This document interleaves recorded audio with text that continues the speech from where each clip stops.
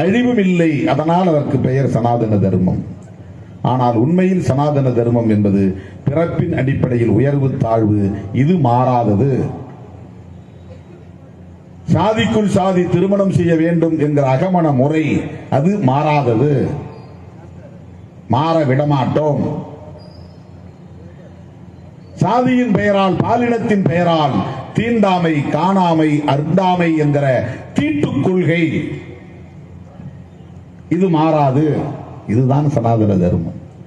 இந்த கோட்பாட்டை உயர்த்தி பிடிக்கிற இயக்கம் தான் RSS, விஸ்வ இந்து பரிஷத், பஜ்ரங் தள், தமிழ்நாட்டில் இருக்கிற இந்து முன்னணி. இன்றைக்கு பல உதிரி கட்சிகள் உருவாகிவிட்டன. தோளான் துருத்திகள் எல்லாம் ஆளுக்கு ஒரு கட்சியை உருவாக்கி கொண்டார்கள். எல்லோரும் ஆண்ட பரம்பரை என்று நீட்டி முழக்குகிறார்கள்.